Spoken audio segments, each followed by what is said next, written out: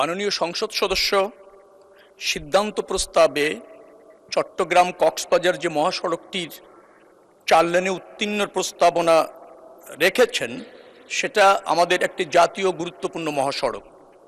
ইতিমধ্যে চট্টগ্রাম কক্সবাজার মহাসড়কটি 4 লেনে উন্নীত করার পরিকল্পনা গ্রহণ করা হয়েছে। হাইওয়ে ইমপ্রুভমেন্ট প্রজেক্ট ফেজ 1 এর আওতায় 26.21 কিলোমিটার 4 লেনে প্রশস্তকরণ প্রকল্পটি ডিপিপি অনুমোদিত হয়েছে এবং 2029 সালের মধ্যে এর প্রশস্তকরণ 4 লেন সমাপ্তি হবে বিধায় কাজ শুরু হতে চলেছে। এর মধ্যে 2.6 কিলোমিটার 6 লেনের ফ্লাইওভার রয়েছে। আমরা অবশিষ্ট যে অংশ প্রায় 48 কিলোমিটারের, সেটির ফিজিবিলিটি স্টাডি চলমান রয়েছে। জাইকার সাথে আমাদের অর্থায়নের জন্য আলোচনা চলছে।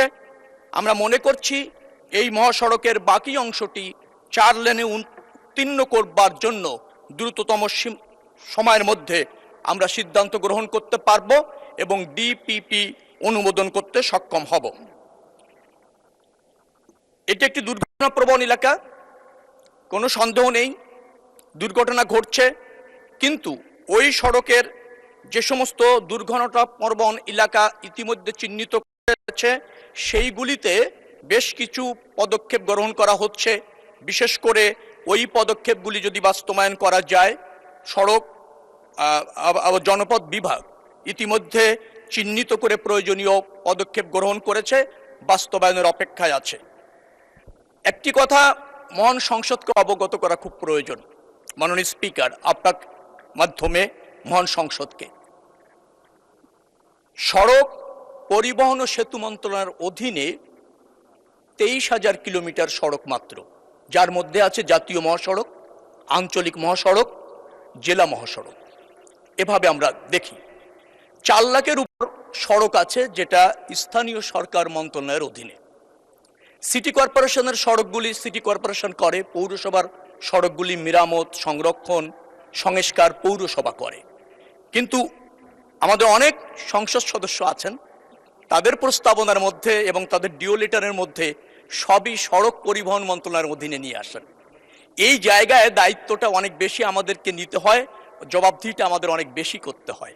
অতএব সড়ক পরিবহন মন্ত্রণালয় এবং সেতু মন্ত্রণালয়ের অধীনস্থ সড়কগুলি আমরা কেবলমাত্র উন্নয়ন অথবা 4 লেন করা অথবা দাবি অনুসারে প্রয়োজন অনুসারে 6 লেন করার প্রকল্প বা পদক্ষেপ গ্রহণ করতে পারি মাত্র।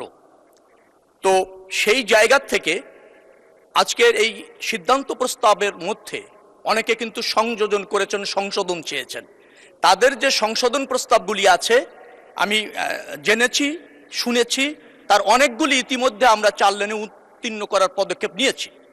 অতএব তারা যদি ব্যক্তিগতভাবে যোগাযোগ করে, ডেফিনেটলি তাদের এই সংশোধন প্রস্তাবের মধ্যে যে সমস্ত সড়ক 4 লেন করার প্রস্তাবনা এখানে উপস্থাপন করেছেন, তার অনেকটা সমাধান হবে। অতএব যেহেতু চট্টগ্রাম কক্সবাজার মহাসড়কটি 4 লেনে উত্তীর্ণ হওয়ার জন্য 26 কিলোমিটার ইতিমধ্যে ডিপিপি অনুমোদন হয়ে কার্যকর হতে চলেছে, বাকি অংশ ডিপিপি অনুমোদন হবে, ফিজিবিলিটি স্টাডি চলছে, জায়গার অর্থায়নও নিশ্চিত করা হচ্ছে, আলোচনা চলছে। অতএব আমরা চট্টগ্রাম কক্সবাজার মহাসড়কটি দ্রুততম সময়ের মধ্যে 4 লেনে দেখতে পাবো বিদায় নিশ্চিত হচ্ছি।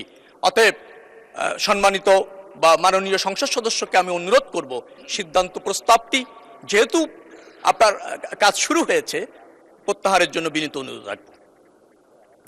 ধন্যবাদ আপনাকে মাননীয় স্পিকার। ধন্যবাদ মাননীয় মন্ত্রী।